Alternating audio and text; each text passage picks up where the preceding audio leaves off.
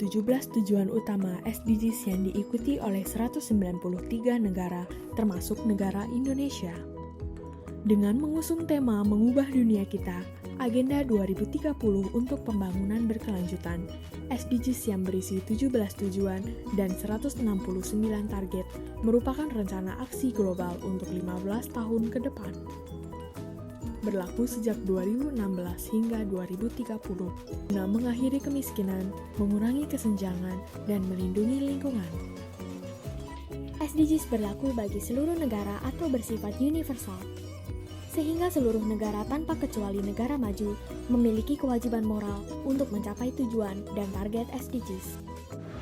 Pendidikan adalah hal yang penting untuk kemajuan suatu bangsa.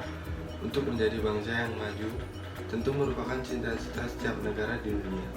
Menurut survei Political and Economic Risk Consultant, kualitas pendidikan di Indonesia berada pada urutan ke-12 dari 12 negara di Asia. Posisi Indonesia berada di bawah Vietnam.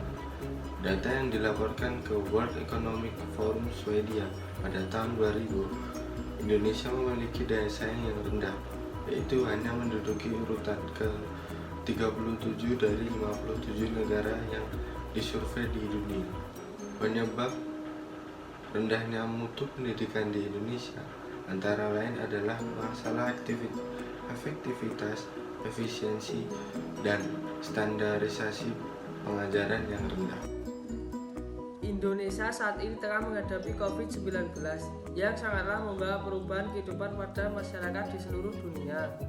Salah satu yaitu berdampak pada berbagai bidang pendidikan yang harus mengalami perubahan besar-besaran dengan sistem pembelajaran yang pernah ada, menyebabkan bidang pendidikan menerapkan pembelajaran jarak jauh yang berakibat juga pada orang tua dan siswa.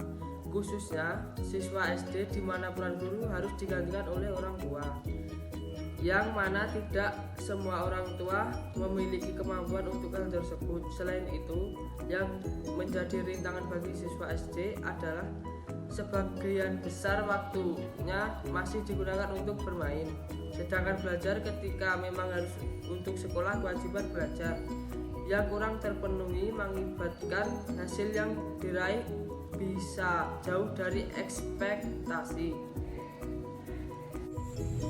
Pada pembelajaran di sekolah, seorang anak sebagai penerima pembelajaran disebut sebagai zone of proximal development dan guru sebagai pemberi materi pengajaran disebut scaffolding. Sedangkan di rumah seorang anak tetap menjadi zone of primal development dan orang tua menggantikan peran guru sebagai scaffolding. Kekurangan orang tua tadi dapat mempengaruhi efektivitas pembelajaran. Lalu dengan penanganan yang tepat agar dengan adanya fenomena COVID-19 ini pembelajaran tetap berjalan dengan lancar dan efektivitas tidak menurun meskipun belajar di rumah. Yaitu dengan bantuan orang tua, siswa harus aktif mencari berbagai data dan sumber di internet seperti buku elektronik ataupun jaringan lainnya. Aktif mengikuti kelas online yang diadakan oleh guru sebagai salah satu sarana pembelajaran siswa dan guru, dan juga aktif bertanya mengenai pembelajaran. Orang tua bekerja sama dengan guru dan aktif bertanya terkait pengembangan pembelajaran sekolah kepada guru melalui pesan elektronik.